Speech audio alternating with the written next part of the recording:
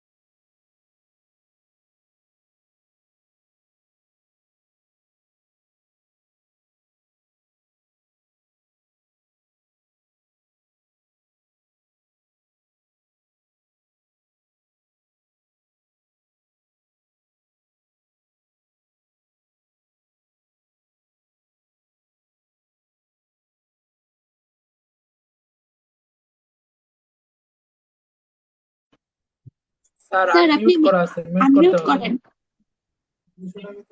ও, তাহলে হজরত ছাত্রছাত্রী, আপনারা কে কোথায় থেকে আছেন একটু হাওয়া করে জানান। আসসালামু মিরপুর, আলাইকুম ঢাকা। স্যার। ওয়ালাইকুম আসসালাম। জি স্যার, নারায়ণগঞ্জ থেকে। গুড। আসসালামু আলাইকুম স্যার। আমি টাঙ্গাইল থেকে। গুড। আসসালামু আসসালামু আলাইকুম। আলাইকুম। ঢাকা পূর্বাচল। পূর্বাচল। আসসালামু আলাইকুম স্যার, আমি সুনামগঞ্জ থেকে। সুনামগঞ্জ। স্যার আমি চট্টগ্রাম আসসালামু থেকে। আলাইকুম স্যার। হুম। স্যার আমি নওগাঁ থেকে। গুড। নওগাঁ, আমার বাড়ি রাজশাহী শহর, থাকি স্যার আমি উত্তরায়। চট্টগ্রাম থেকে। গুড। চট্টগ্রামের লোকদের অনেক টাকা। সত্যি স্যার। স্যার আমি শেরপুর থেকে। গুড। আচ্ছা, যা হোক, তাহলে আমরা এখন হাওয়া করে শুরু করি। যারা যারা আসেননি তাদেরকে কি করেন, মেনশন করেন। আজকে আমরা যেটা করব সেটা হচ্ছে দুর্যোগ ব্যবস্থাপনা। হ্যাঁ, দুইটা সেগমেন্ট আছে। প্রথম দুর্যোগ এবং ব্যবস্থাপনা। আমাদের তো ভিডিও রেকর্ডেড, তারপরে আমরা এটা স্ক্রিনশট করতে পারি। সুতরাং আমরা খুব বেশি কি করব না, এই মানে লিখাতে সময় ব্যয় করবো না, অনেক কিছু আজকে শিখতে হবে। তাহলে প্রথম কথা হচ্ছে দুর্যোগ।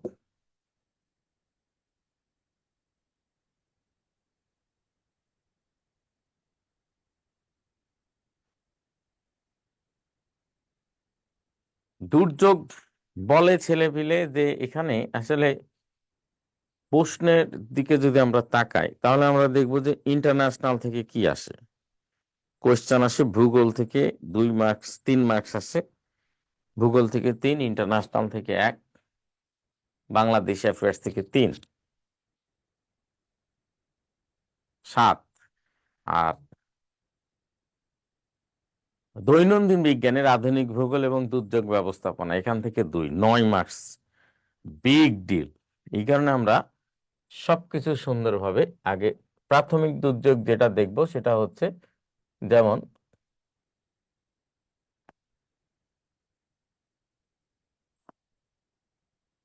Cyclone,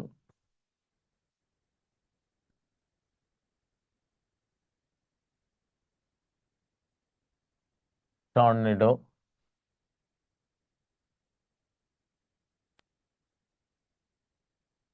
tsunami. সাইক্লোন, তারপর টর্নেডো, বাগউইন, তুফান,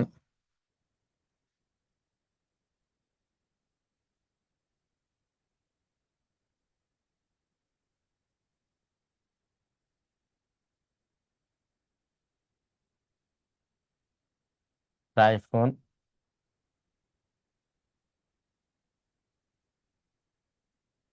সুনামি,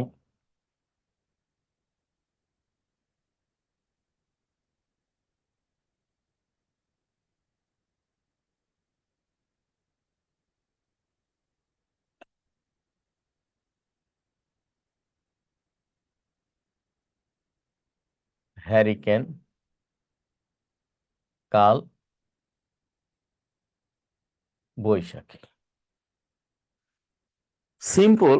আমরা দেখলাম যে এবারে আমাদেরকে ডলা দিল রেমাল। এই ডলা খাওয়ার পরে আমাদের অনেক কি হলো, ক্ষতি হলো।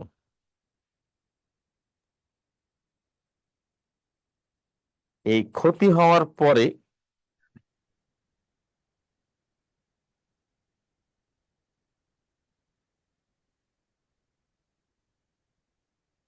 আমাদের যে সর্বনাশ, এই সর্বনাশ থেকে রক্ষা পাওয়ার জন্য আমাদের যে কাজটা করতে হবে সেটা হচ্ছে যে আহ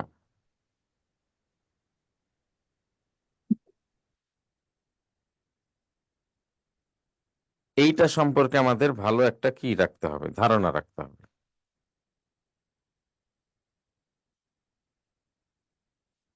তো এই কারণে আমরা যে বিষয়টা মাথায় রাখবো সেটা হচ্ছে যে এখান থেকে প্রশ্ন আসে।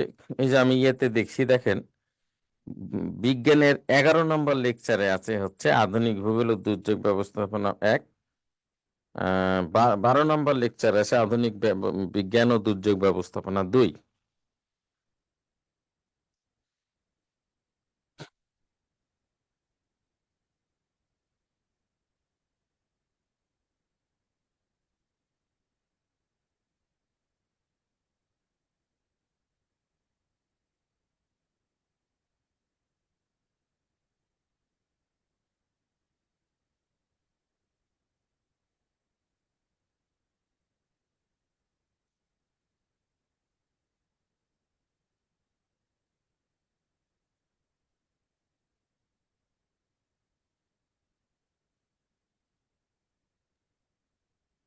স্যার এবার একটা কোয়েশ্চেন আসছিল সুনামি দ্বারা কি বোঝানো হয় স্যার? এটা আমার ক্লাস লেকচার থেকে 8টা কোয়েশ্চেন এসেছে এবার।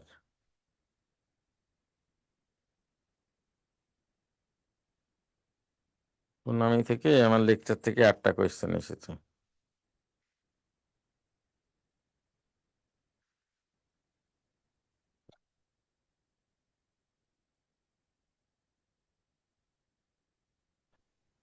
স্যার, স্যার টাইফুনের পরে কি লিখছেন? সুনামি। তাহলে এখান থেকে একটা কোয়েশ্চেন আসে, আমাদের মাথা টাথা সম্পূর্ণ কি আউলে যায়, আমরা কিছুই বুঝতে পারি না, পড়তে গেলে মাথা আউলাই, আউলাবে না। একটু ভালো করে দেখেন তাহলে।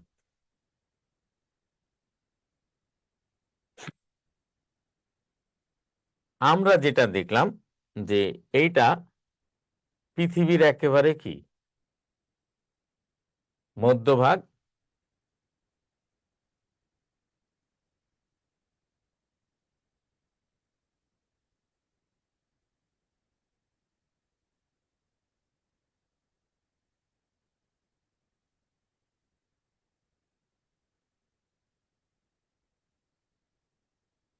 এটাকে বলা হয় 0 ডিগ্রি নিরক্ষরেখা। দুর্যোগের ভাষায় বলা হয় হোল ড্রাম।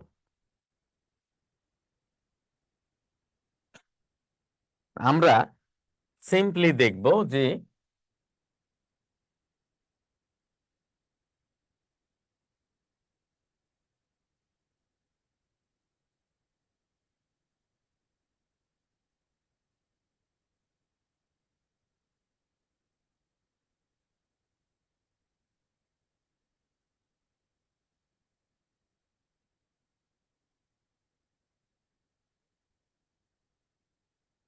এটা আফ্রিকা, এটা ইউরোপ,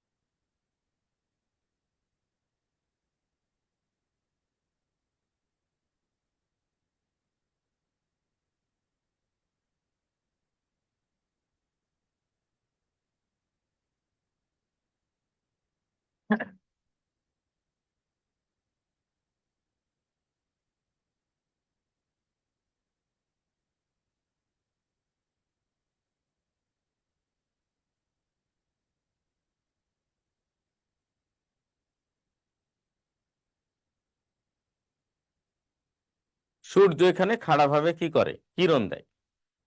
তাহলে এটা পৃথিবীর মধ্যভাগ নিরক্ষরেখা। আমরা জানি পৃথিবী সেকেন্ডে 29 কিলোমিটার বেগে 365 দিন 5 ঘন্টা 48 মিনিট 47 সেকেন্ডে সূর্যকে একবার প্রদক্ষিণ করে, আর 23 ঘন্টা 56 মিনিট 4 সেকেন্ডে নিজ অক্ষকে একবার পরিভ্রমণ করে। তাহলে এই যে পৃথিবী ঘুরে, এই ঘূর্ণনের কারণে পৃথিবীর কেন্দ্রে কি হয়, চাপের সৃষ্টি হয়। তাহলে পৃথিবীর কেন্দ্রটা কি, নিম্নচাপ।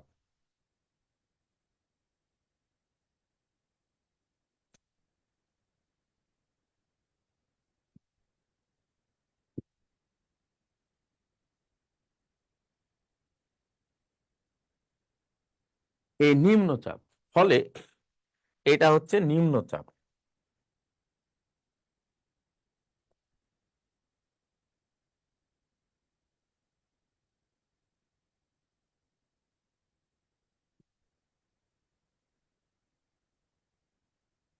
তাহলে আমরা জানি 21শে মার্চ এবং 23শে সেপ্টেম্বর সূর্য খাড়াভাবে কি কিরণ দেয়।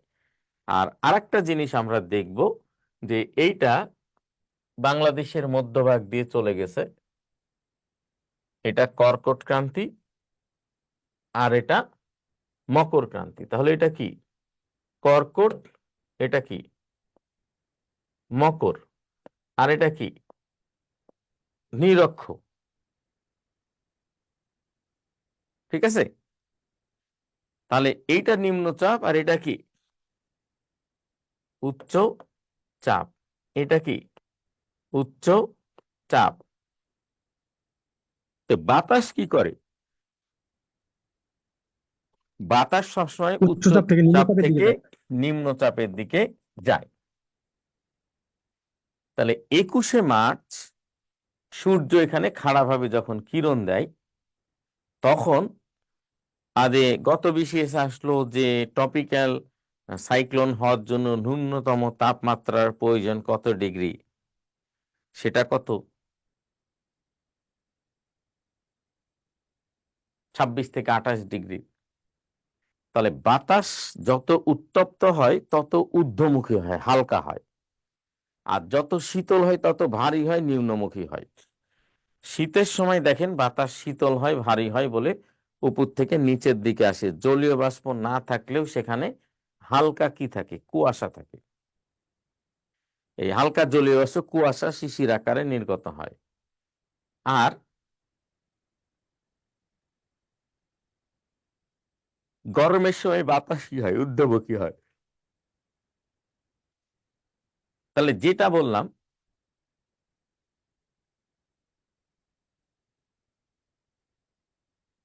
যেটা আপনাদের বোঝানোর চেষ্টা করলাম, সেটা 21শে মার্চ যখন সূর্য নিরক্ষরেখার উপরে খাড়াভাবে কিরণ দেয়, বিশেষ করে এপ্রিলের দিকে তাপমাত্রা অত্যন্ত বেশি হয়।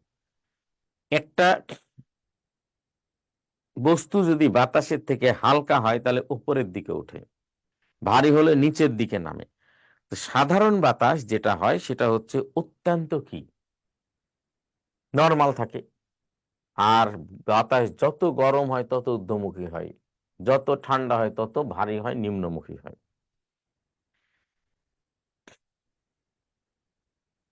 এই জায়গাগুলোর দিকে তাকিয়ে দেখেন, এই কর্কট ক্রান্তি অঞ্চলে এখানে হিমালয়, কারাকোরাম, এখানে তিব্বত, আলতাই, ইয়াবলে নয়, কুনলুন, এখানে জাগ্রোস, এলব্রাস, ককেশাস, এখানে সাইনাই,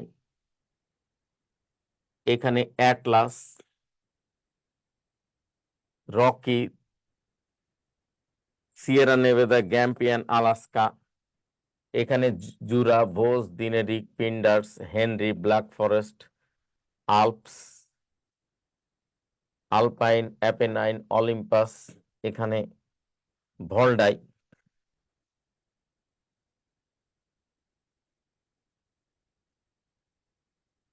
ব্রিটেন। এদিকেও দেখেন পর্বত, Andes, Kilimanjaro, Victoria, Kilimanjaro, Table Mountain, Australian Alps, পুশাক জায়ান্ট। এগুলো বলার মূল কারণ হচ্ছে যে পর্বতের মাথার উপরে কি থাকে? বরফ। আর বরফ অত্যন্ত কি থাকে? হালকা থাকে।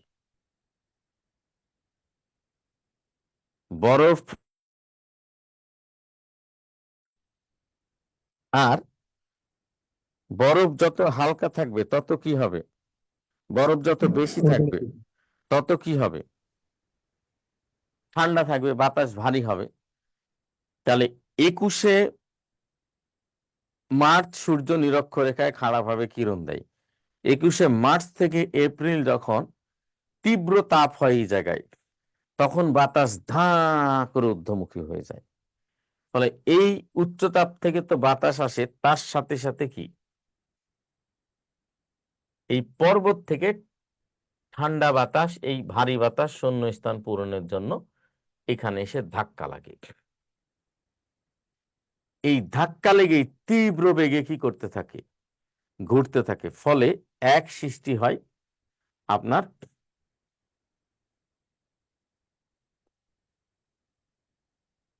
সাইক্লোন।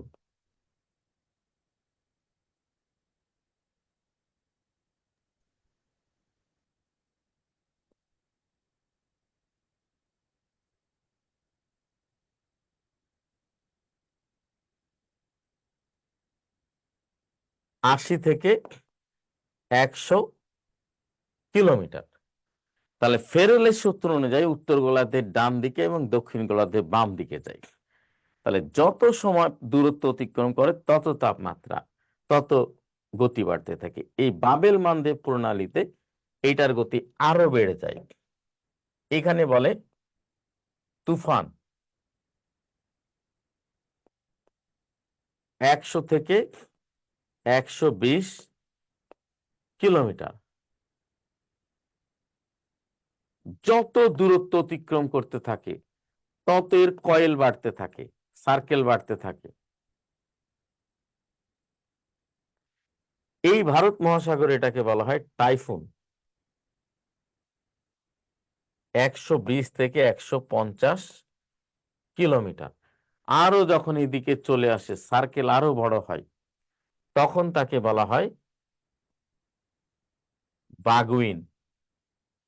150 থেকে 200 কিলোমিটার। এইটা যখন অতিক্রম করে এই দিকে চলে আসে, তখন সর্বোচ্চ সার্কেল, সর্বোচ্চ কয়েল, তখন 5 নাম্বার হচ্ছে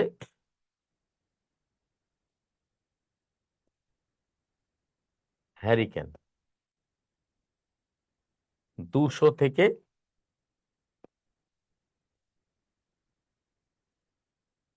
300 কিলোমিটার।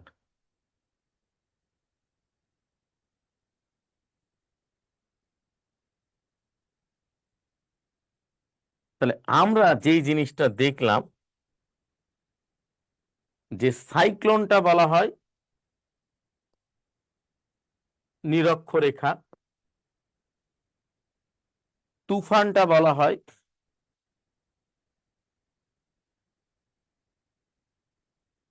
বাবেল মানদেব, টাইফুনটা বলা হয়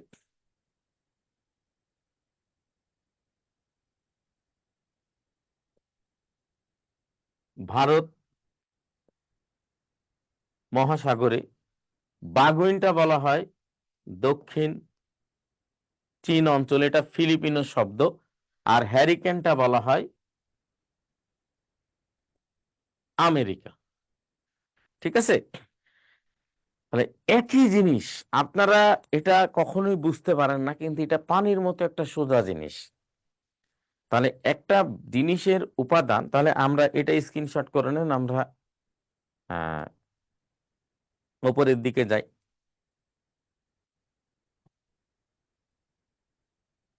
স্যার এটা কি বেগে আসে? সাইক্লোন এত বেগে আসলে আমরা সাইক্লোন বলবো, বা হ্যাঁ, এত গতি বেগে গতি আসলে আমরা গতি তুফান? গতি হ্যাঁ, গতি গুড। হ্যারিকেনের অঞ্চলটা একটু বলবেন আবার? বুঝতে আমেরিকা, পারছি না আমেরিকা, লেখাটা। আমেরিকা। Thank you. হুম। আচ্ছা, স্যার নিচে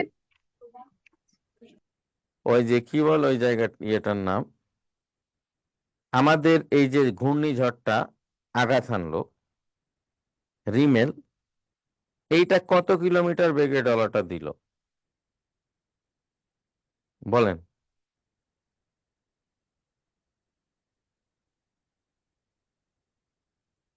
হযরত ছাত্রছাত্রী। স্যার 160 না 140 না। হুম, বলেন হযরত ছাত্রছাত্রী।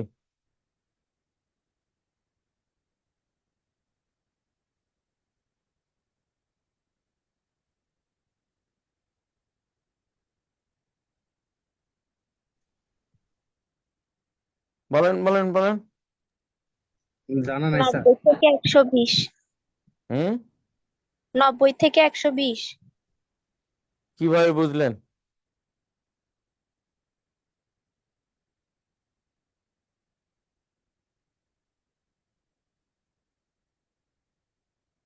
হযরত ছাত্রছাত্রী।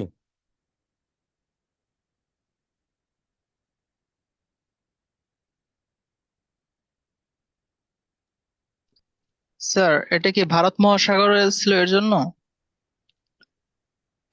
তাহলে ভারত মহাসাগরে ছিল, ঠিক আছে। এখন আপনাকে বলতে হবে যে ঝড় সাধারণত সৃষ্টি হয় কোথায়? টর্নেডো, তাই না? ঝড় প্রথম সৃষ্টি হয় সাইক্লোন আকারে। সাইক্লোন নামটা কেন করা হয়েছে কে বলতে পারবে?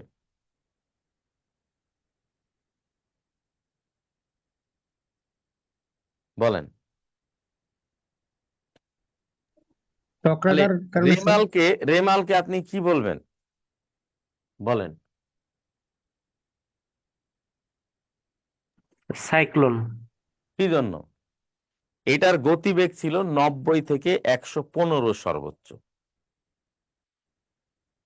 90 থেকে 115, এই জন্য এটাকে কি বলবেন? সাইক্লোন। আর যদি তুফান বলবেন না, কারণ সাইক্লোন তুফান প্রায় কাছাকাছি একই। কারণ তুফানটা হচ্ছে বাবেল মানদেব অঞ্চল, এই যে এই অঞ্চলের শব্দ। তাহলে এটাকে কখন টাইফুন বলতেন? যখন 120 থেকে 150 কিলোমিটার অতিক্রম করত, তখন তাকে কি বলতেন? টাইফুন বলতেন। 150 থেকে 200 কিলোমিটার অতিক্রম করলে তাকে কি বলতেন? বাগুইন। আর 200 থেকে 300 কিলোমিটার অতিক্রম করলে তাকে কি বলতেন? হ্যারিকেন। কিন্তু এই অঞ্চলে সাধারণত কোনো ক্যাটাস্ট্রফি ডিজাস্টার ছাড়া 200 থেকে 300 কিলোমিটার অতিক্রম করবে না। তাহলে রেমাল একটা কি বলেন হযরত ছাত্রছাত্রী? সাইক্লোন। সাইক্লোন। সাইক্লোন। কেন? এর গতিবেগ ছিল 90 থেকে 115। হ্যাঁ, আর কোন অঞ্চলে সৃষ্টি হয়েছে? নিরক্ষীয় অঞ্চলে। নিরক্ষীয় নিরক্ষীয় অঞ্চল, অঞ্চলে। নিরক্ষীয় অঞ্চল থেকে এসে ডলাটা দিল কাদেরকে? আমাদেরকে, ঠিক আছে। আর এই ডলাটা 115 ডিগ্রি পর্যন্ত, 115 পর্যন্ত ছিল বলে গতি, এটা কি হলো? তাহলে আবার বলি হযরত ছাত্রছাত্রী মনোযোগ দেন। প্রথম কথা যেটা, সেটা হচ্ছে, এটা স্ক্রিনশট করে নেন,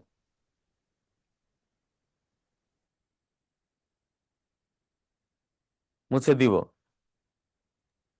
স্যার স্ক্রিনশট শট করেছি স্যার। আচ্ছা।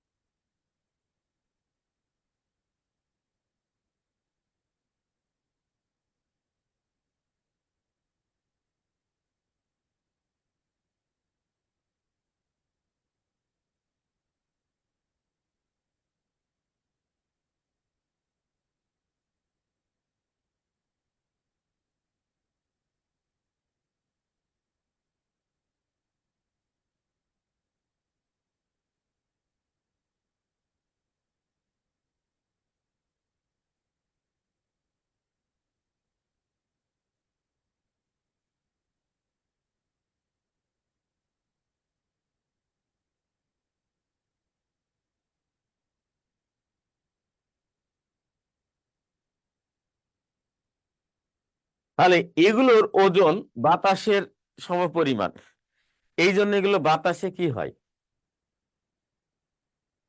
মিশে থাকে। এই জন্য বাতাস কি পদার্থ? মিশ্র পদার্থ স্যার। মিশ্র পদার্থ। তাহলে যদি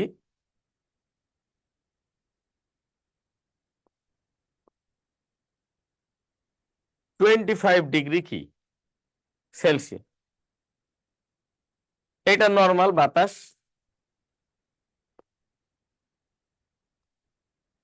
সাধারণ তাপমাত্রা। এর থেকে যদি ঊর্ধ্বগতি হয় তাহলে কি হবে, 25+ হলেই বাতাস কি উপরের দিকে উঠতে থাকবে,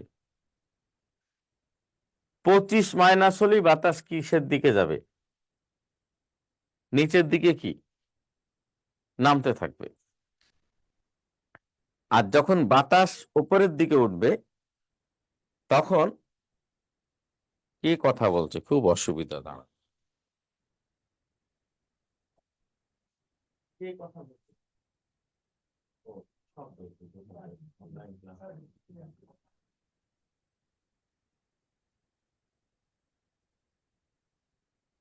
আচ্ছা, এই যে মানুষ কয়েকটা কথা বলে, এখানে এসে মোবাইল করে, মোবাইল নিয়ে এই দরজার কাছে এসে কথা বলে, মনে করো ফাঁকা জায়গায় এখানে একটু কথা বলি, কিন্তু ভিতরে যে ক্লাস চলে এটা বুঝে না, কিছু বলাও যায় না।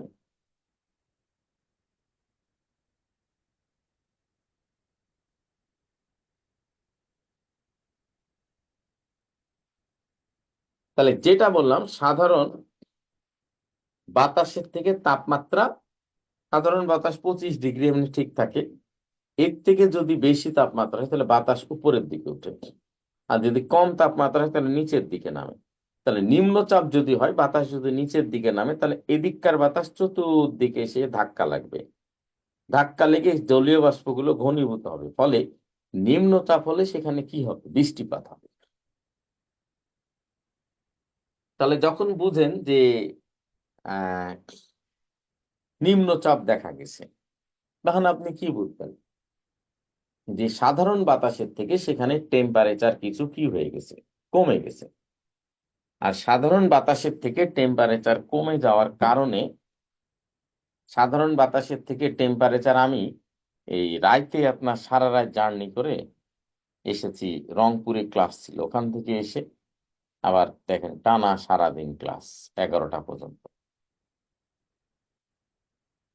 তাহলে আপনি কি বুঝবেন, যে কোনো জায়গায় নিম্নচাপ হয়েছে, তাহলে আপনি যে জিনিসটা বুঝবেন যে সেটা হচ্ছে হঠাৎ করে কি হয়েছে, নিম্নচাপ হয়েছে মানে হঠাৎ করে বাতাস কি তাপমাত্রা কমে গেছে সাধারণ বাতাসের থেকে, ফলে বাতাস নিচের দিকে নামছে। তাহলে এদিককার যে বাতাস সেটা শূন্য স্থান পূরণের জন্য এদিকে আসছে, তাহলে দুদিককার বাতাসের জলীয় বাষ্প ধাক্কা লাগবে, লেগে ঘনীভূত হবে, ফলে জলীয় বাষ্পগুলো আস্তে আস্তে বড় হতে হতে বৃষ্টি আকারে কি করবে, ঝরে পড়বে। তাহলে যখন আপনি দেখবেন যে কোন অঞ্চলে কি হচ্ছে, জলীয় বাষ্প হচ্ছে, তখন আপনি কি বুঝবেন, নিম্নচাপ হচ্ছে, তাহলে এখানে জলীয় বাষ্প বৃষ্টিপাতের সৃষ্টি করবে। কিন্তু যখন বুঝবেন যে উচ্চচাপ হচ্ছে, তখন এই বাতাস ধাঁ করে তীব্র বেগে উপরে উঠবে। ট্রপিক্যাল সাইক্লোন যত তাপমাত্রা বৃদ্ধি পাবে তত দূরে বাতাস, জোরে বাতাস উপরে উঠবে, ফলে চতুর্দিককার বাতাস এসে তীব্র বেগে ধাক্কা লাগবে, ধাক্কা লাগিয়ে কি ঘুরতে থাকবে। তাহলে নিরক্ষরেখা থেকে যত দূরে কি করবে, অতিক্রম করবে, তাপমাত্রা তত কি, মানে নিরক্ষরেখা থেকে যত দূরে যাবে তত তার কয়েল বা সার্কেল বড় হতে থাকবে, আর সার্কেল যত বড় হবে তার ডলার মাত্রাটাও তত বেশি হবে।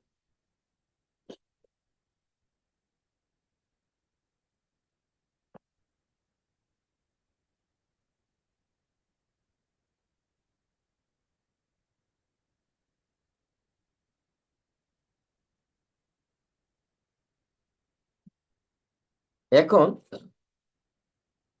এই জেরেনিকের ঝড়ের বাইরে দুইটা ঝড় আছে, একটা হচ্ছে কালবৈশাখী, একটা হচ্ছে টর্নেডো।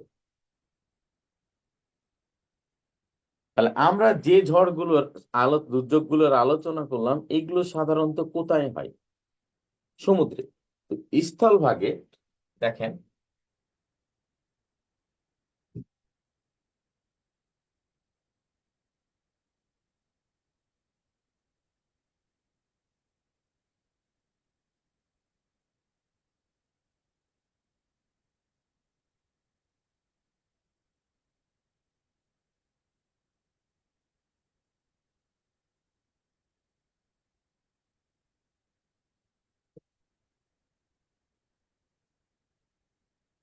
তাহলে এটা পর্বত, এইটা কি পর্বত। তাহলে পর্বত হওয়ার কারণে এই পর্বতের গায়ে কি জমে থাকে? বরফ। পর্বতের ঢালে বরফ জমে থাকে।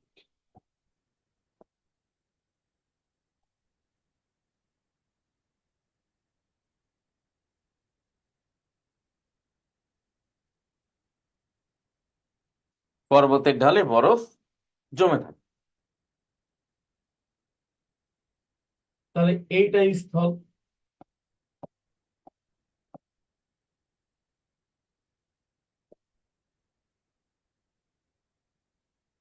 তাহলে পর্বত সাধারণত পাথরের হয়, আর স্থল সাধারণত এখানে কি থাকবে? পাথরই থাকবে।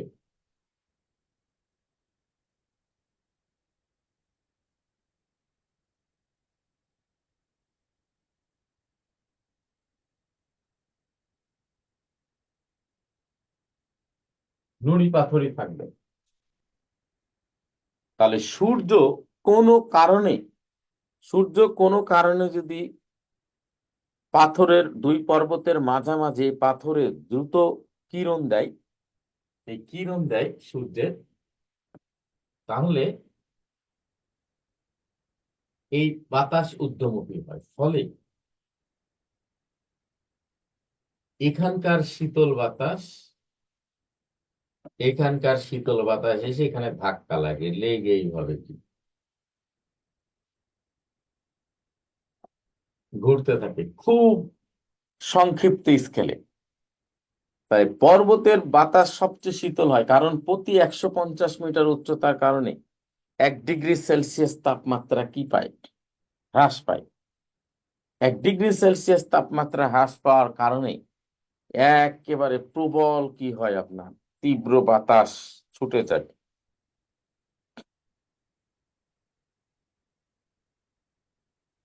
এই তীব্র বাতাস ছুটে যাওয়ার কারণে আপনার যে ঘটনাটা ঘটে সেইটা হচ্ছে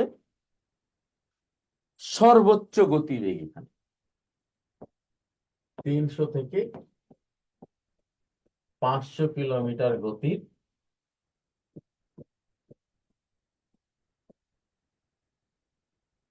টর্নেডো। তাড়াতাড়ি স্ক্রিনশট করে নেন।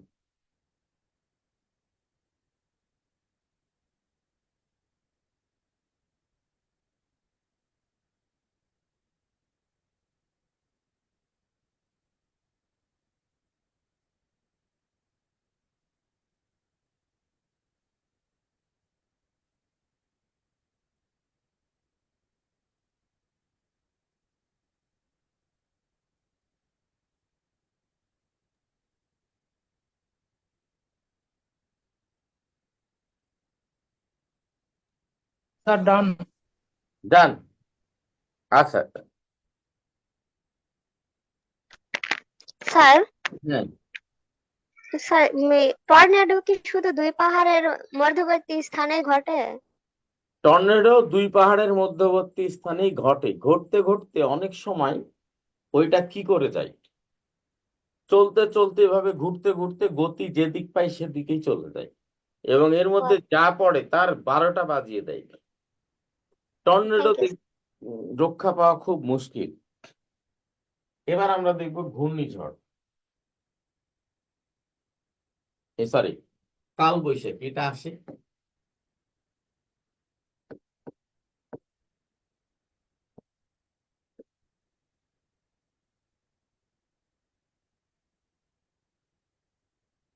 এখানে দেখেন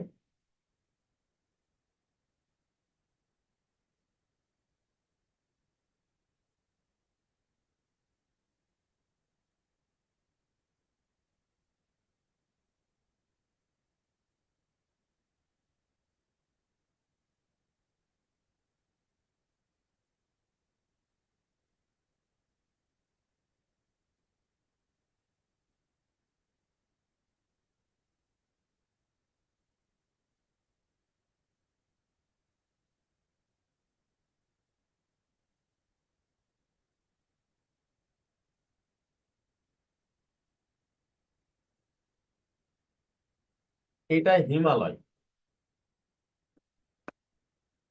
ফলে প্রতি 100, এবারে প্রশ্নটা এসেছিল 45-এ, এই 746-এ, প্রতি 150 মিটার উচ্চতার কারণে 1 ডিগ্রি সেলসিয়াস তাপমাত্রা কি কমে। তাহলে এইটার উপরে বরফ আছে।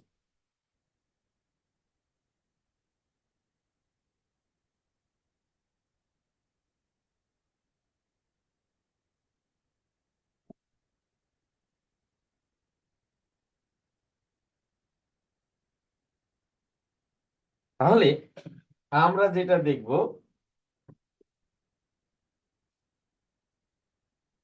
এই জায়গায় বাংলাদেশের ভূখণ্ডে অর্থাৎ 21 ডিগ্রি অক্ষাংশ বরাবর আপনার সূর্য কি করে, খাড়া ভাবে কি করে, কিরণ দেয়। কিরণ দেয়। ফলে এই ভূখণ্ডটা একেবারে কি হয়ে যায়, দগদগে তাপমাত্রা, উত্তাল হয়ে যায়। তাহলে এই জায়গায় ঠান্ডা বাতাস, বরফ, এই বরফের বাতাস অত্যন্ত ভারী। এই ঊর্ধ্বমুখী বাতাসের শূন্যস্থান পূরণের জন্য এই দিক দিয়ে প্রবাহিত হয়।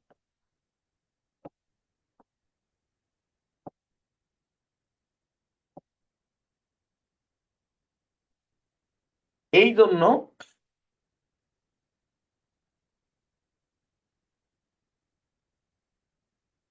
এপ্রিল থেকে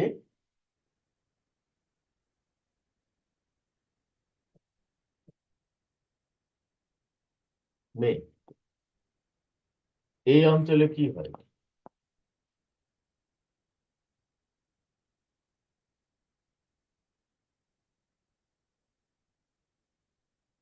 কাল বৈশাখী। এটা কোন মাসে হয়, বৈশাখ। এটা 60 থেকে 80 কিলোমিটার বেগ। এটা বেশি হয় পশ্চিমবঙ্গে, ডলারটা খায়, বাংলাদেশেও খায়। বাংলাদেশে সাধারণত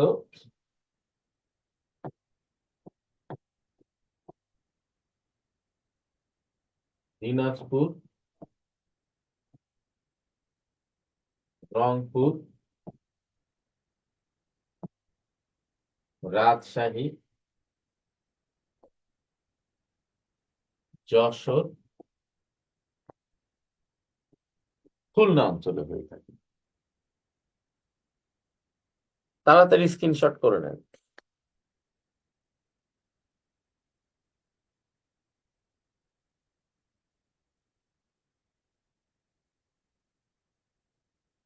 এখন কোনো কোয়েশ্চেন থাকলে আমাকে বলেন, যে কোনো কোয়েশ্চেন এই সংক্রান্ত যেটা বুঝতে পারেন।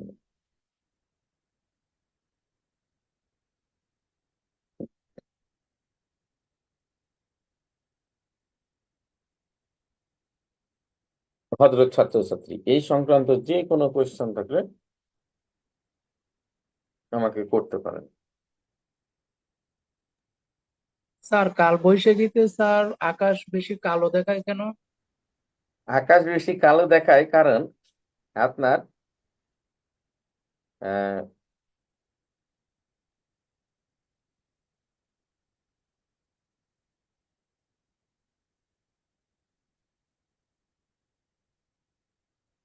একটা জিনিস মনে রাখবেন, সেটা হচ্ছে যে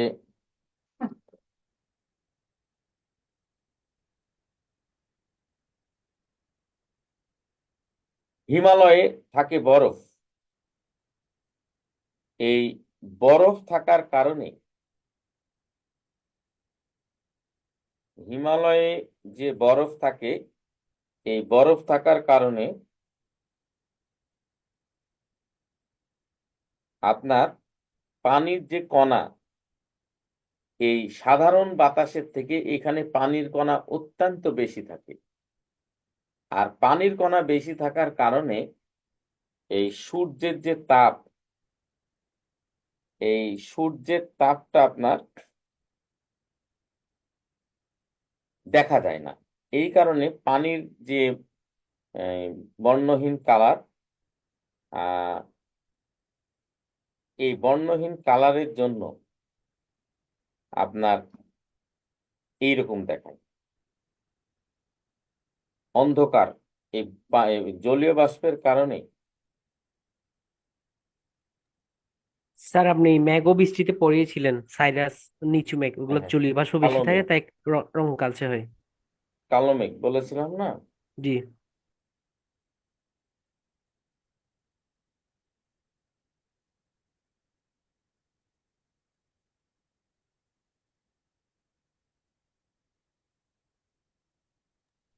স্যার, এটা কি এপ্রিল থেকে মে মাসে 21 ডিগ্রি অক্ষাংশে খারাপভাবে কিরণ দেয়? হ্যাঁ, হ্যাঁ, হ্যাঁ।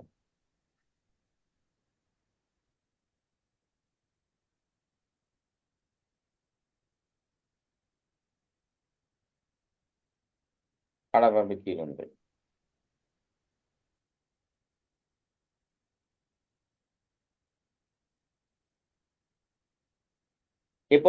এখান পর্যন্ত আর কোনো প্রশ্ন আছে? হযরত ছাত্রছাত্রী? জি না স্যার। আচ্ছা, এইটা থেকে যে কত প্রশ্ন আসে, আর এবার সর্বোচ্চ ইম্পর্টেন্ট এই দুর্যোগ। কি কারণে আপনাদের মানে এই যে রেমেল গেল, এবং রেমেল আপনাদের অনেক ক্ষতি করেছে, এই কারণে এখান থেকে কি আসে, প্রশ্ন আসে। এবার শিরোনাম দেন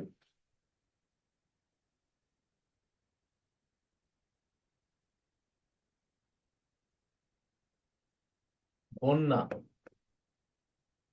খরা,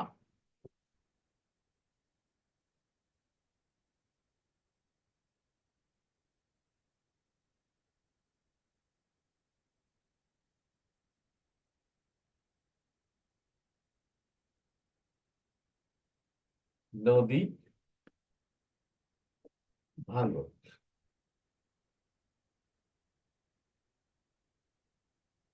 তাহলে সিম্পল আমাদের যেটা মনে রাখতে হবে, এইটা দেখলাম যে বাংলাদেশের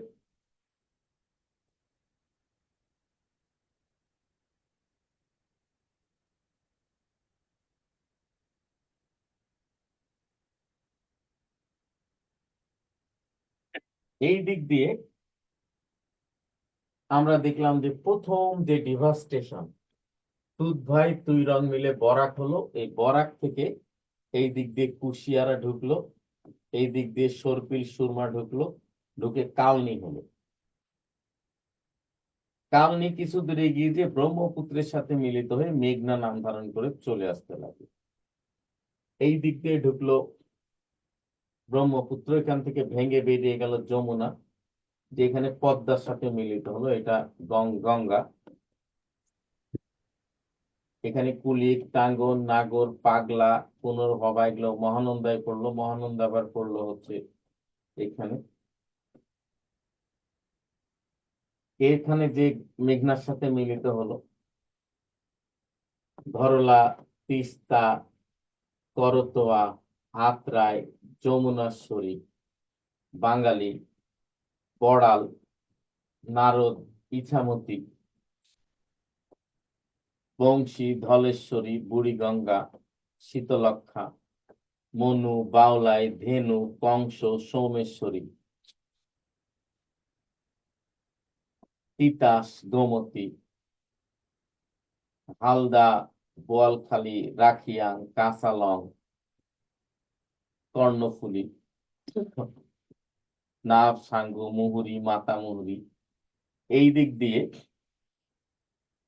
আমরা প্রথম দেখলাম যে প্রথম যে জায়গাটা সবচেয়ে বড় প্রবলেমের শিকার হয় সেটা হচ্ছে 1 দিলাম, ব্লক 1, ব্লক 2। এই ব্লক 1 আর ব্লক 2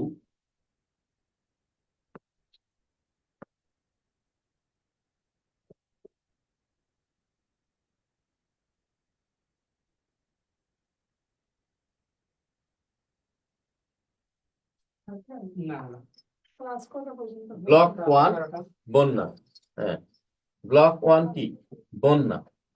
এখানে হচ্ছে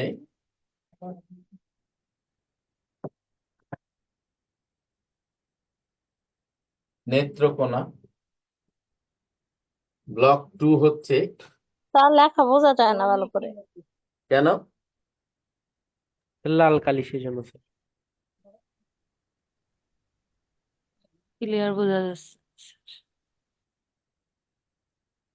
এবার ক্লিয়ার বোঝা যাচ্ছে? নেত্রকোনা, ময়মনসিংহ,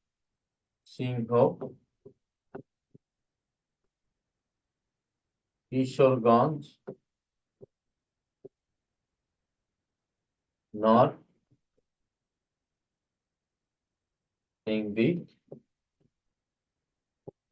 সুনামগঞ্জ।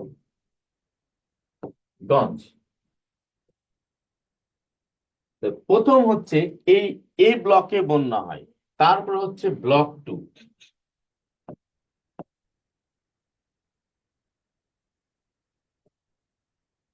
বন্যা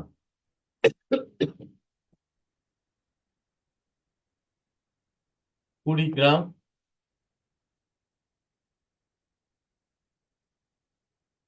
লালমনিরহাট,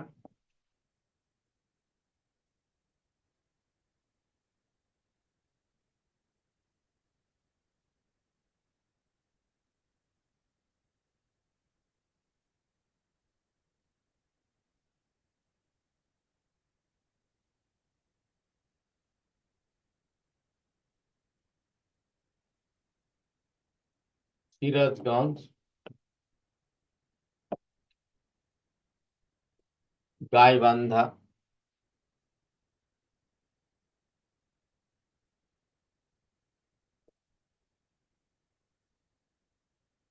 পাবনা। এই জায়গাগুলো তীব্র কি হয় বন্যা হয়। তাহলে এ ব্লক আর বি ব্লক বাংলাদেশে কি হয় বন্যা হয়। এটা তুলে নেন, স্ক্রিনশট করে নেন, নিয়ে তারপর জানান আমাকে করে।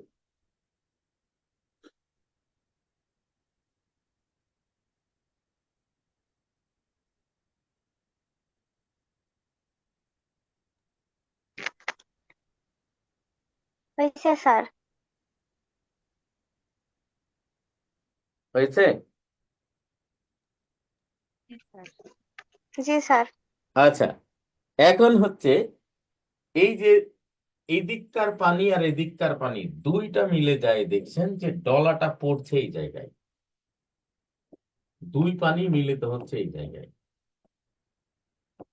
ফলে এই যেখানে পদ্মা আর যমুনা, গোয়ালন্দ আর পদ্মা আর মেঘনা, চাঁদপুর, এই জোনটাতেই হচ্ছে সবচেয়ে বড় কি আপনার আঘাত। এইটা হচ্ছে ব্লক 3।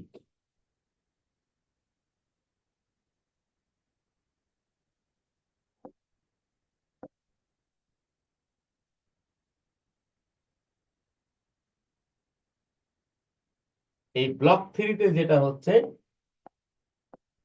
নদী ভাঙ্গন। কোথায় কোথায়?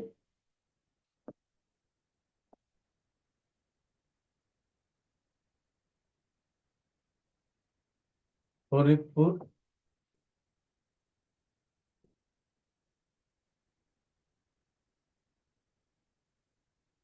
মাদারীপুর,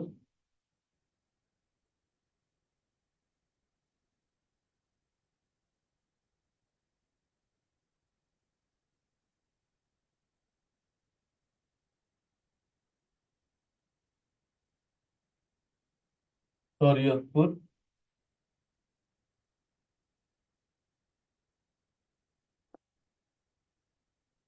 চাঁদপুর। এই চারটা জায়গায় সবচেয়ে বেশি কি হচ্ছে? নদী ভাঙন হচ্ছে। ফরিদপুর, মাদারীপুর, শরীয়তপুর আর চাঁদপুর। তাহলে এই যে দুইটা যে ব্লক 1 এবং ব্লক 2 যে বন্যা, এই ব্লক 1 এবং ব্লক 2 বন্যাটা সর্বশেষ যে আঘাত হানছে কোথায়? এখানে। তাহলে এই জায়গায় কি হচ্ছে? নদী ভাঙন হচ্ছে। তাহলে এইটা আপনি কি করে নেন? স্ক্রিনশট করে নেন। তাহলে আর স্ক্রিনশট করে নেন। এই জায়গাটা হচ্ছে খরা। তাহলে খরা সবচেয়ে বেশি হচ্ছে কোথায়? বরেন্দ্রপুর। তাহলে বাংলাদেশের খরা প্রবণ অঞ্চল, ওখানে দেখেন নদীর প্রায় নাই, নদীর অপতুল্যতা, তাপমাত্রা অনেক বেশি, এই জন্য খরা হয় বরেন্দ্র অঞ্চলে, বন্যা হয় ব্লক 1 ব্লক 2 তে, আর নদী ভাঙন হয় ব্লক 3 তে। তাহলে এগুলোই হচ্ছে সবচেয়ে বড় কি ডিজাস্টার বাংলাদেশের জন্য। এগুলো সবচেয়ে বড় ডিজাস্টার।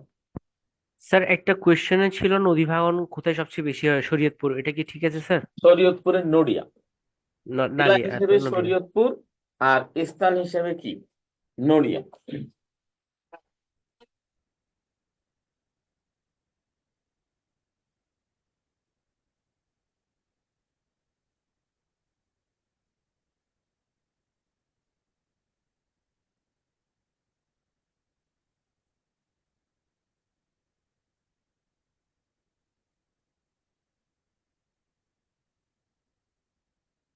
হলো?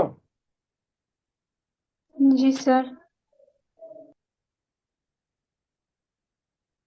তাহলে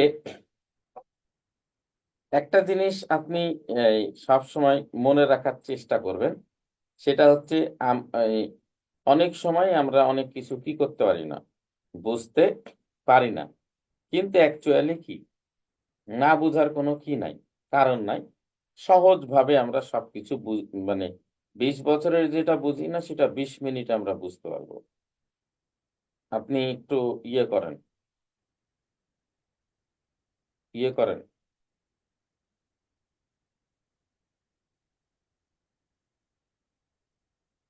বলেন যে কোনো প্রশ্নের সংক্রান্ত।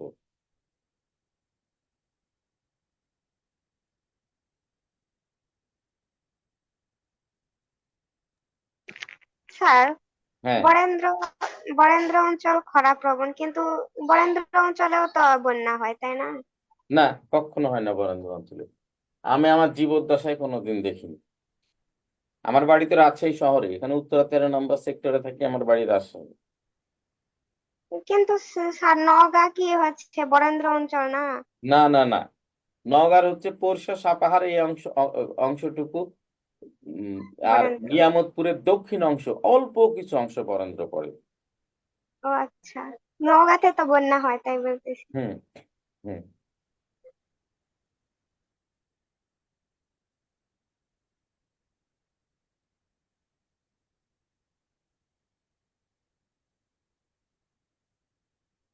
বলেন আর কোনো কোয়েশ্চেন, যে কোনো কোয়েশ্চেন।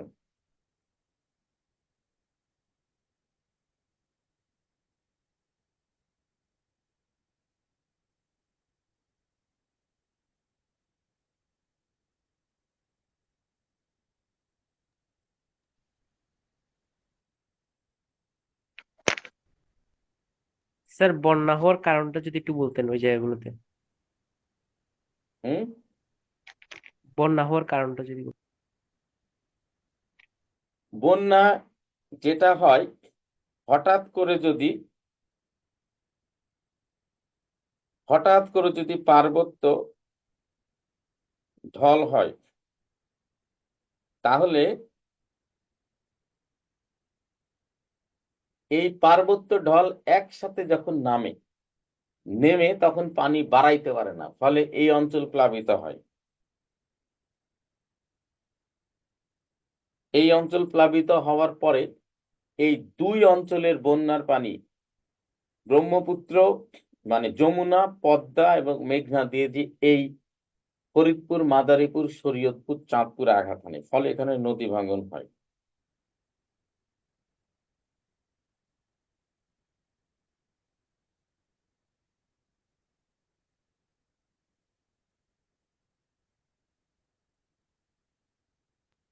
স্যার সবচেয়ে বেশি বন্যা কোন অঞ্চলে হয়? সবচেয়ে বেশি বন্যা এই সিলেট অঞ্চলে এ ব্লকে বন্যা হয় ঠিক আছে, কিন্তু এটা একটু উঁচু তুলনামূলকভাবে, এই জন্য এখানে পানি বেশিক্ষণ থাকে না। কিন্তু এই যে কুড়িগ্রাম, লালমনিরহাট, সিরাজগঞ্জ, গাইবান্ধা, পাবনা এই ব্লকটাতে বেশি কি থাকে, পানি থাকে।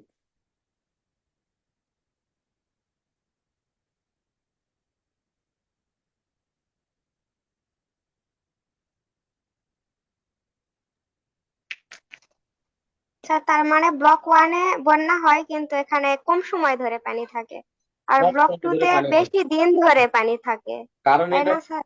কারণ এটা টিলা অঞ্চল, ঠিক আছে। টিলা জি। অঞ্চল হওয়ার জন্য এখানে পানিটা নেমে যায়, কিন্তু ওদিকে এটা টিলা অঞ্চল না, এই জন্য পানি বেশি থাকে। আর দুই নদীর পানি এদিক দিয়ে সেই জায়গায় আঘাত আনে, ফলে এই আর জায়গাটি ব্লক থ্রি তে সব একবারে ধাক্কা খায়, সব ভেঙে চুরে শেষ করে দেয়। শেষ করে দেয়। এখন আর কোন বুঝছি স্যার। প্রশ্ন আছে কি হযরত ছাত্রছাত্রী? না স্যার। যা হোক, তাহলে আমরা এবার দুর্যোগ ব্যবস্থাপনাতে যাব অল্প কিছু সময়ের মধ্যে। এখন প্রথম থেকে আমরা একটু রিক্যাপচুলেট করি। আমরা অনেক কিছু পড়েছি। আমরা দেখলাম যে একে কি হয়, নিরক্ষীয় অঞ্চলটাকে হোল ড্রাম বলে। দুদিককার বাতাস এসে কি লাগে, ধাক্কা লাগে, ধাক্কা লেগে একেবারে কি ঘুরতে থাকে। ফলে এই নিরক্ষীয় অঞ্চলে 80 থেকে 100 কিলোমিটার বেগে কি হয়, 80 থেকে 100 কিলোমিটার বেগে কি হয়, সাইক্লোন। এখন যত দূরত্ব অতিক্রম করে তত এর কি গতি বাড়তে থাকে, ফলে তুফান হয় বাবেল মানদেবে। এরপরে 120 থেকে 150 কিলোমিটার ভারত মহাসাগরে হয় টাইফুন। আরো পথ অতিক্রম করলে বাগুইন দক্ষিণ চীন সাগরে 150 থেকে 200 কিলোমিটার। আর হ্যারিকেন 200 থেকে 230 কিলোমিটার, এটা আমেরিকায়। তাহলে যত পথ অতিক্রম করবে ঝড়ের তত কি বাড়তে থাকবে, সার্কেল বাড়তে থাকবে, কয়েল বাড়তে থাকবে, ফলে গতি বাড়তে থাকবে। তাহলে সর্বনিম্ন গতি হয় নিরক্ষরেখায়, নিরক্ষরেখাতে ক্রমশ আসতে থাকে এবং আস্তে আস্তে গতি বাড়তে থাকে। এরপর আমরা যেটা দেখব সেটা হচ্ছে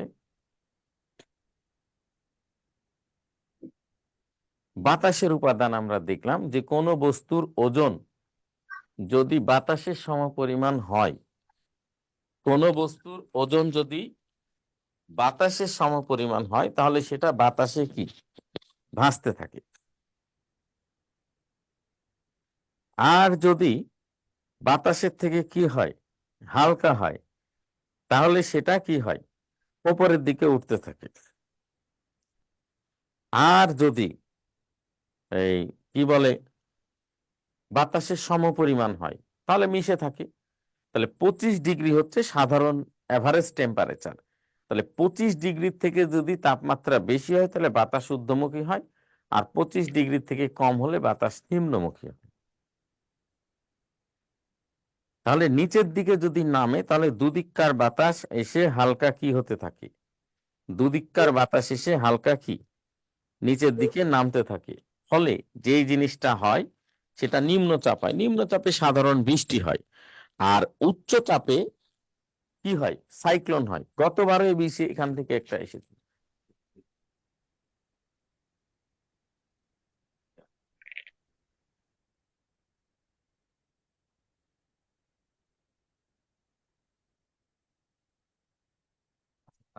নিজেই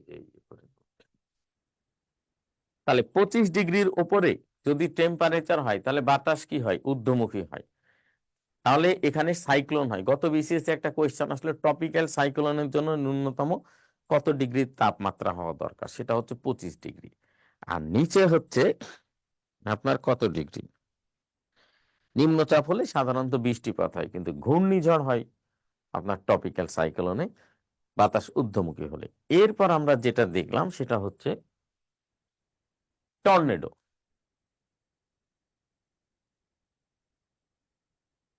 টর্নেডো দেখলাম এখান থেকে এই পর্যন্ত এসে ধাক্কা লাগে তীব্র বেগে ঘুরতে থাকে, পার্বত্য অঞ্চলে, ফলে এর গতিবেগ সর্বোচ্চ হয় 300 থেকে 500। এরপরে আমরা যেটা দেখলাম, এই 21 ডিগ্রি বরাবর। স্যার স্যার হ্যাঁ, আমার একটা প্রশ্ন ছিল স্যার। হ্যাঁ বলেন। স্যার টর্নেডোটা কি স্যার পাহাড়ের ছাড়া অন্য কোনো জায়গায় হয় না? আপনি তো বুঝতেই পারছেন যে বাতাসের কি লাগবে, গতি লাগবে বেশি বেশি। গতি লাগবে। হ্যাঁ, তাহলে গতবার একটা প্রশ্ন আসলো 46-এ, যে প্রতি 150 মিটার উচ্চতায় 1 ডিগ্রি সেলসিয়াস কি তাপমাত্রা। তাহলে এটা পাহাড় লাগবে, পর্বত লাগবে, নাহলে মালভূমি লাগবে, উঁচু ভূমি লাগবে জাস্ট। জি স্যার, বুঝতে পারছি। ক্লিয়ার? তাহলে জি হিমালয় স্যার। থেকে এই যখন 21 ডিগ্রি বরাবর সূর্য খাড়াভাবে কিরণ দেয় মার্চ এপ্রিলে, বাতাস ঊর্ধ্বমুখী হয়। এই শূন্য স্থান পূরণের জন্য হিমালয় থেকে শীতল এবং ঠান্ডা বাতাস এসে কি করে? বৃষ্টিপাতের কি মানে ঝড়ের সৃষ্টি করে। এটার গতি সাধারণত 60 থেকে 80 কিলোমিটার হয়। সর্বোচ্চ হয় পশ্চিমবঙ্গে, পশ্চিমবঙ্গ বিহারের দিকে, তারপরে দিনাজপুর, রংপুর, রাজশাহী, যশোর, খুলনা এই অঞ্চলে হয়।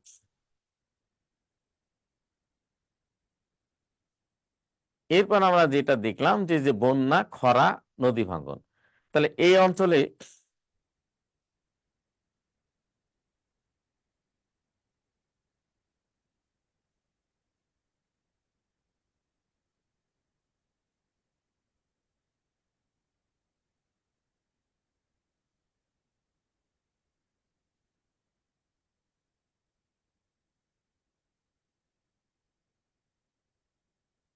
এই অঞ্চলে আমরা দেখলাম যে নদী টদী নাই তেমন।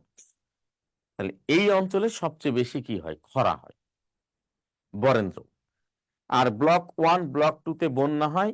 তাহলে এই ব্লক 1 এবং ব্লক 2 যে পানি, বন্যার পানি, এই বন্যার পানিটা একত্রে যায় আঘাত হানে কোথায়?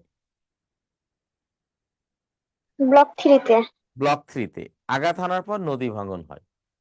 তো ঠিক আছে, এখন আমরা দুর্যোগ ব্যবস্থাপনা অল্প, এই দুর্যোগের কারণেই যে ব্যবস্থাপনাটা হয় এটা দুর্যোগ ব্যবস্থাপনা অল্প। এই পর্যন্ত ক্লাস কেমন লাগলো একটু আপনারা ফিডব্যাক দিবেন। ক্লাস কেমন লাগলো একটু কমেন্ট করে কি জানাবেন, কমেন্ট করে জানাবেন। আর কোনো প্রশ্ন থাকলে তো স্যার আমি কি করব? মাশাআল্লাহ। কমেন্ট করে জানান যে আসলে কেমন লাগছে, এটা আমার right.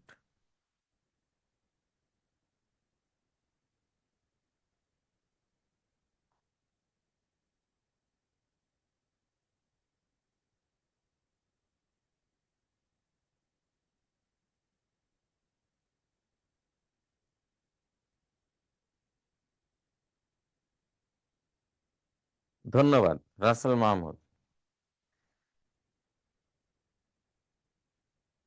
Rabiul Hasan, thank you,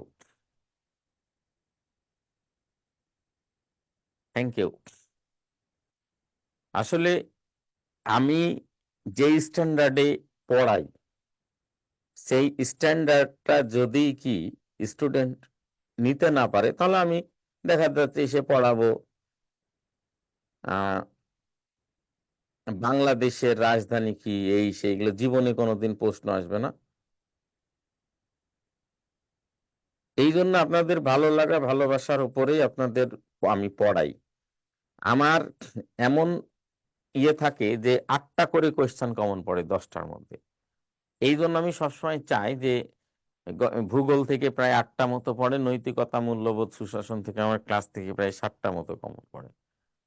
এই জন্য আমি নৈতিকতা, মূল্যবোধ এইভাবে আরো সোজা করে পড়াই, যাতে স্টুডেন্ট ক্লাসে মুখস্থ হয়ে যায়, আবার ভুলে গেলেও যাতে অপশন দেখে কি করতে পারে, চিনতে পারে। স্যার আপদ মানে কি স্যার? হ্যাজার্ড, হ্যাজার্ড মানে যেটা আপনার সাময়িক বিঘ্ন সৃষ্টি করবে কিন্তু দীর্ঘস্থায়ী ক্ষতি করতে পারবে না। হ্যাঁ, যেমন কুয়াশা, এটা আপনার হ্যাজার্ড একটা। যেমন অতিবৃষ্টি হ্যাজার্ড, অনাবৃষ্টি হ্যাজার্ড। কিন্তু হঠাৎ করে যেটা সংঘটিত হয়ে দীর্ঘমেয়াদী ক্ষতির ব্যবস্থা করবে, সেটাই আপনার ডিজাস্টার, সেটাই ডিজাস্টার।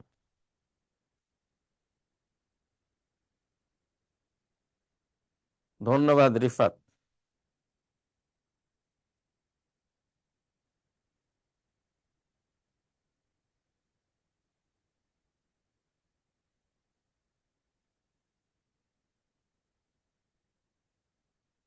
এবার আমরা চলে যাব দুর্যোগ ব্যবস্থাপনা।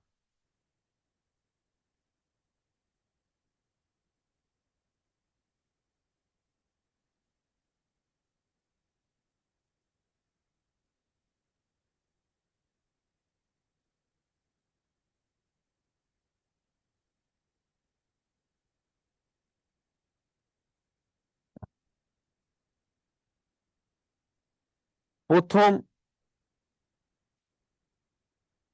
আমরা যেটা দেখলাম সেটা হচ্ছে কি,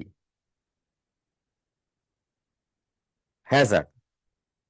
তাহলে হ্যাজার্ড এটা সৃষ্টি করে হচ্ছে এনভায়রনমেন্ট পলিউশন।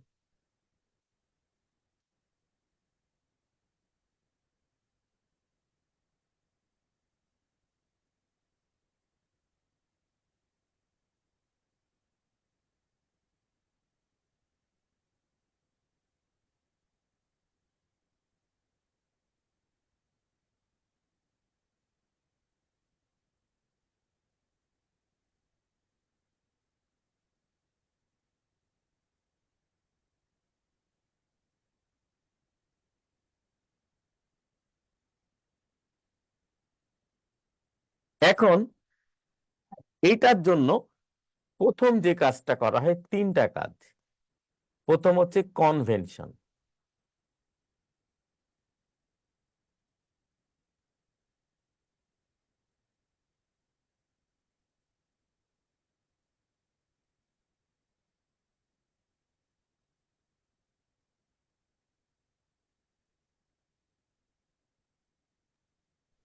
স্যার ইউএনও এর পরে কি লিখেন?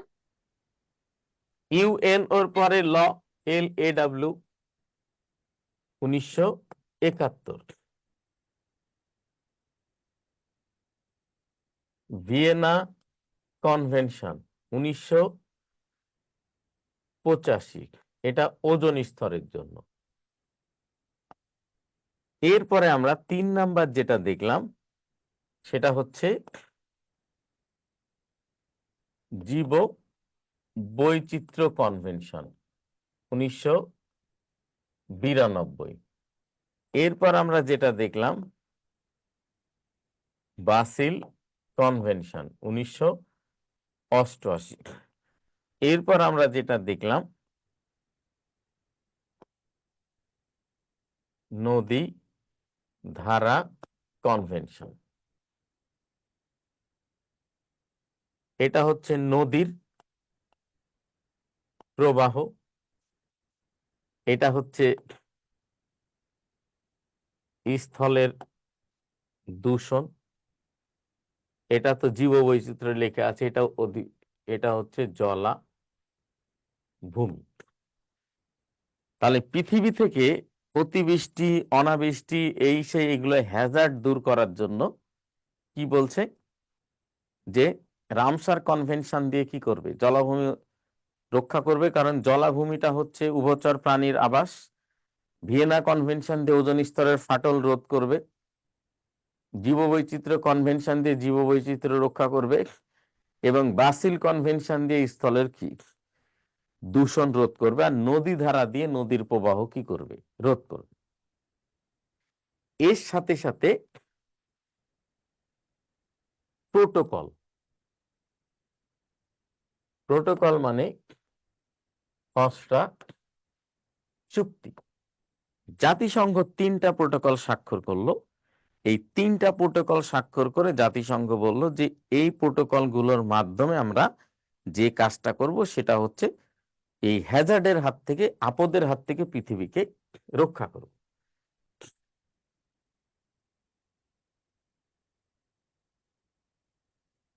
মন্ট্রিল প্রোটোকল 1989, ওজোন স্তর। তাহলে এই আইনটাকে খসড়া চুক্তিতে রূপান্তর করা হলো প্রোটোকলে। এরপরে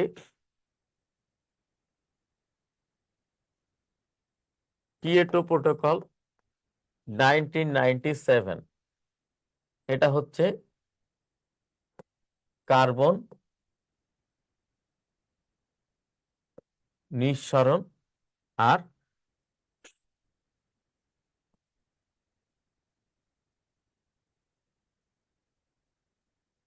কার্টাজেনা প্রোটোকল, এটা 2000 স্থলভাগ।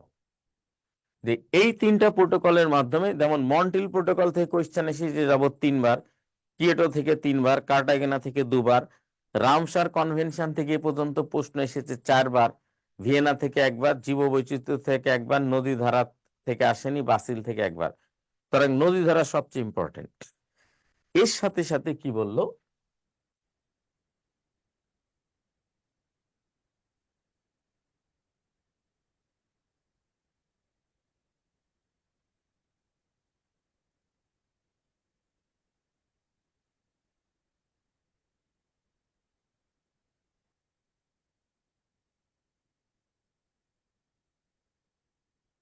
পরিবেশ সংস্থা হচ্ছে IUCN 1948।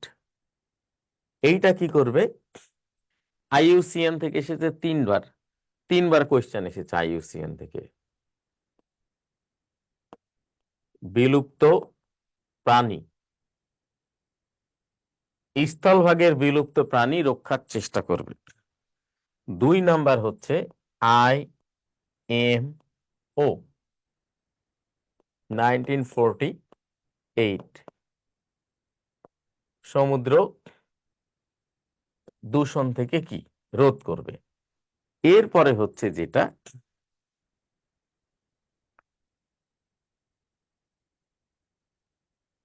WMO 1951, জলবায়ু রোধ করবে। এরপরে WWF 1961, আর গ্রিন পিস, এটা ফান্ড তৈরি, সমুদ্র প্রাণী 1971। তাহলে ভালো করে বুঝতে হবে, এতটুকুর মধ্যে 27টা প্রশ্ন আছে বিগত সালে, 27টা। তাহলে আপদের জন্য যে কাজটা করবে সেটা হচ্ছে রামসার কনভেনশন জাতিসংঘ আইন। এই আইনটাকে যখন খসড়া চুক্তিতে রূপান্তর করলো তখন সেটা হচ্ছে প্রোটোকল হলো। আর এই প্রোটোকল বাস্তবায়নের জন্য যে 5টা কি করা হলো, সংস্থা করা হলো, এই সংস্থা হচ্ছে জাতিসংঘের কি,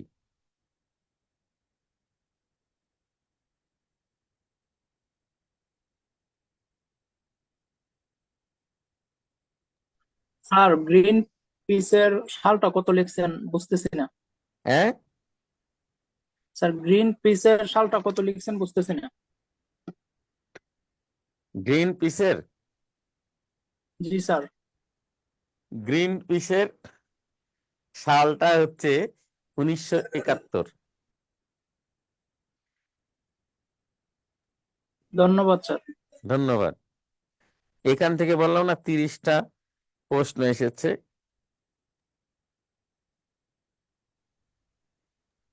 স্যার এর জলবায়ু পড়াটা কি লিখেছিলেন, অর্থাৎ WWF এরটা, ওটা বাংলাটা কি লিখেছিলেন স্যার?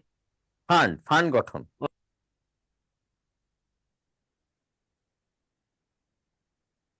স্যার, হুম, স্যার স্ক্রিন পিসের উপরেরটা আছে WW, ওটা এটা কি? স্ক্রিনশট করেছেন? জি স্যার। আচ্ছা,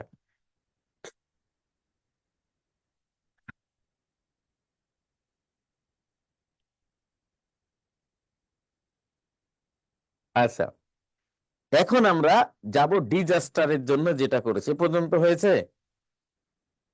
তাহলে বুঝছেন যে কত ইম্পর্টেন্ট কিছু, এইগুলো প্রায় 30-32 এই এতটুকু জায়গা থেকে যদি 20 থেকে 30টা কোয়েশ্চেন আসে তাহলে বুঝেন যে আপনারা কত আজাইরা আজগুবি পড়েন একটু ইয়ের জন্য। এখন প্রশ্ন, যে কোনো প্রশ্ন বলেন। তো লেখাটা পুরোটা শেষ করতে পারি নাই। লিখেন। আচ্ছা তাহলে আমি ইয়ে করে নিয়ে যাচ্ছি, নিয়ে আসলাম আবার, নেন তাড়াতাড়ি। স্যার এটা কি ফান্ড? হ্যাঁ, ফান্ড ফান্ড, ও ওইটা WWF। WWF।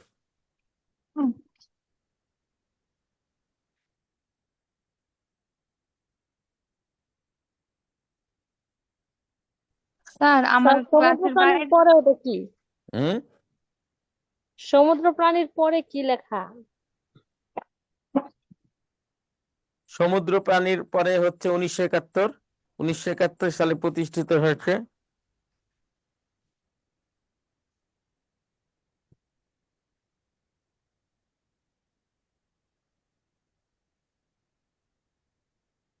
স্যার আমার হ্যাঁ বলেন।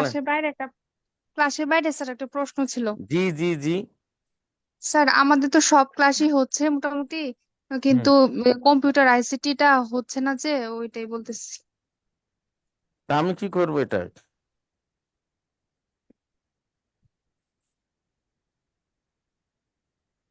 হুম।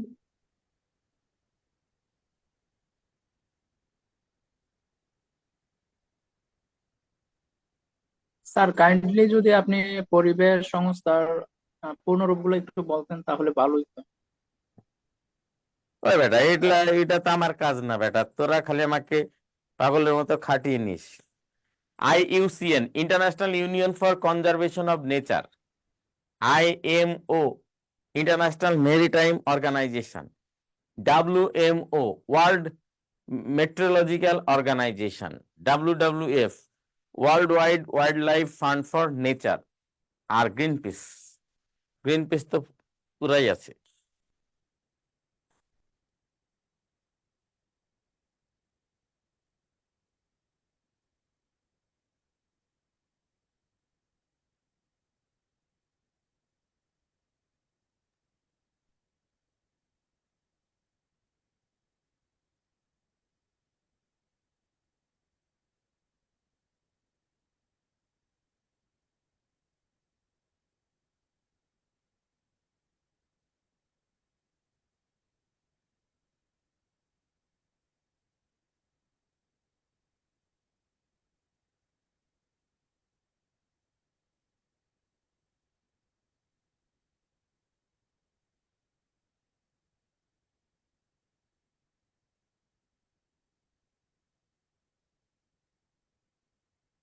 হ্যালো, জি স্যার।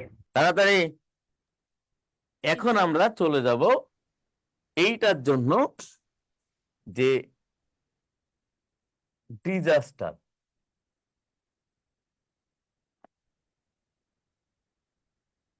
দুর্যোগ, ডিজাস্টার বা দুর্যোগ। তাহলে এই দুর্যোগে আমরা যেটা দেখলাম যে সেটা হচ্ছে এই জাতিসংঘ UNO 2015-তে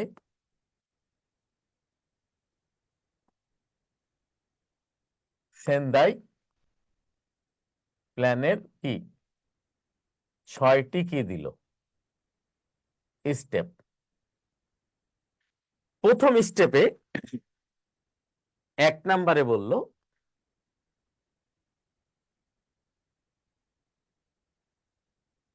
প্রিভেনশন বা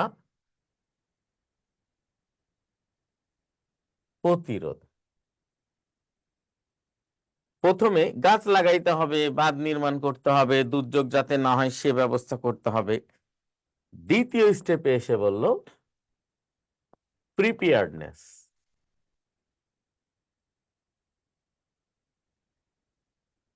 মানে প্রস্তুতি নিয়ে থাকতে হবে, যে দুর্যোগ আসলে যাতে আমরা কি করতে পারি, মোকাবেলা করতে পারি।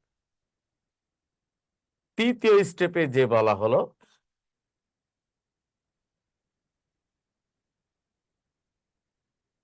মিটিগেশন বা কি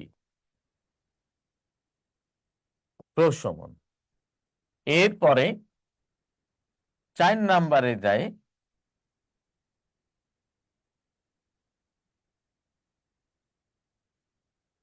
দুর্যোগ হয়ে গেলে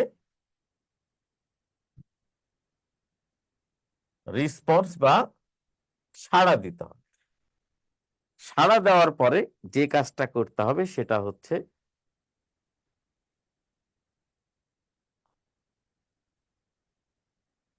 রিকভার বা উদ্ধার করতে হবে। রিকভারের পরে যেটা, সেটা 6 নাম্বার,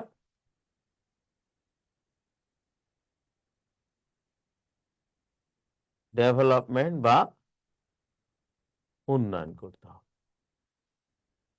এইভাবেই দুর্যোগটা মোকাবেলা করতে হবে।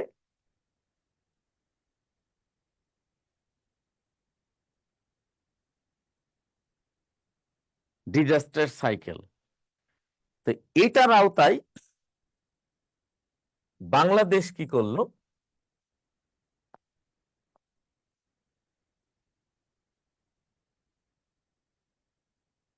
Delta plan.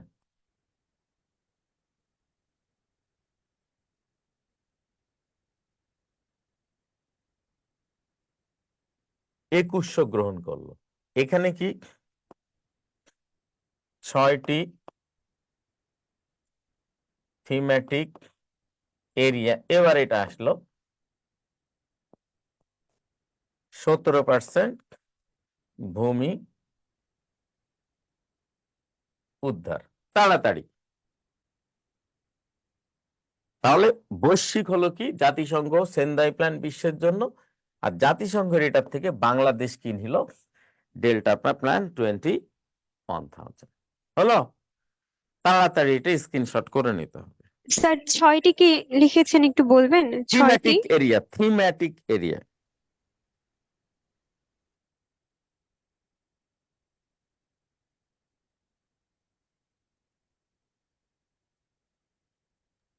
স্যার ডিজাস্টার সাইকেলে স্যার 3 নাম্বারটা আমি বুঝতে পারতেছি না স্যার।